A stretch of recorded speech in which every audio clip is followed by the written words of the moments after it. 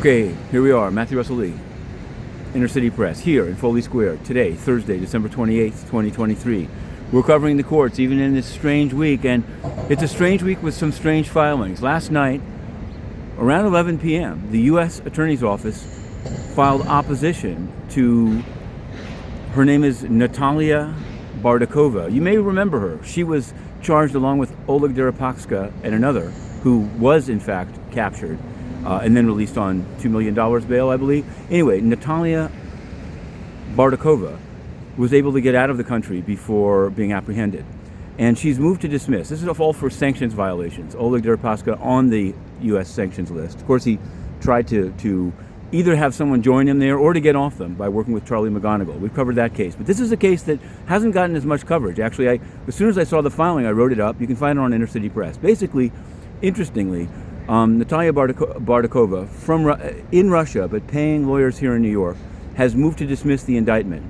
And one of the grounds is venue, that she says that whatever the crimes alleged, including lying to an FBI agent, which is a federal crime, took place in California. So there's no reason that the case is not in California, and why is it here in SDNY? Well, we can answer on that one is, the SDNY grabs what it can, the prosecutors here, and apparently there's some group at DOJ in Washington which mediates or referees when there's a turf war. Usually it seems like SDNY wins. Sometimes SDNY beats them to the punch, sometimes DDC. We cover both of those courts, but in this case, SDNY grabbed it, and it's a big Russia sanctions case, seems like a good one to do.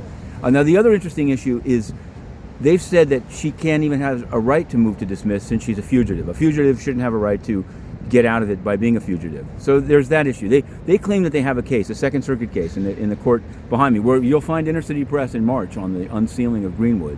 But I digress. That there is a case, but that was the case of somebody who had never actually been in the United States, whereas Natalia was here. It turns out part of the case here is that Oleg Deripaska flew the mother of his children in twice on private jets to try to have the child born in the United States, birthright citizenship. First time it worked, and he spent about $300,000 hotel. It's good for the economy, I guess, but it seems a bit unfair when people are struggling so hard. But he flew in on a jet. The second time it didn't work because they found that she hadn't disclosed the source of the travel money. You see, that's the thing. It's sanctions.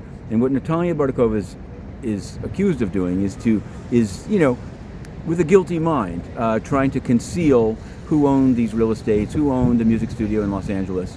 But here's one thing. It actually did trigger one thought that I didn't put in the story. So this is a vlog exclusive. The venue argument is not a bad one. Or I don't think it'll prevail because the way federal law works is if a single wire went through New York, and many wires do, between the banks and the phone lines and whatever, venue is established. But the difference, then you'd say, well, who cares where the venue is? It's still one DOJ. Well, not so much. As we saw in the case in the Southern District on the lower floors of 4D Foley, Carlos Orense Azocar, the Venezuelan narco, he said that the Miami prosecutors, Southern District of Florida, had looked at him and decided not to prosecute him, and then SDNY did, and it's true. And here's the thing, he was found guilty on all counts at trial. So why did Miami not do it, and why did the SDNY do it? He was never allowed to find that out either. But whether Ms. Bardakova will get her motion to dismiss accepted by Judge Castell, you heard it here first. I don't think so. Maybe on the grounds of being a fugitive. But if it comes to venue, you're going to find some wires here underground. Meanwhile, yesterday at the United Nations, sort of somewhat related, not Russian oligarchs, but the Russian view of Ukraine, not just the current one, but back to what they called Euromaidan. There was a somewhat surreal area formula meeting in which they presented by Zoom a number of experts,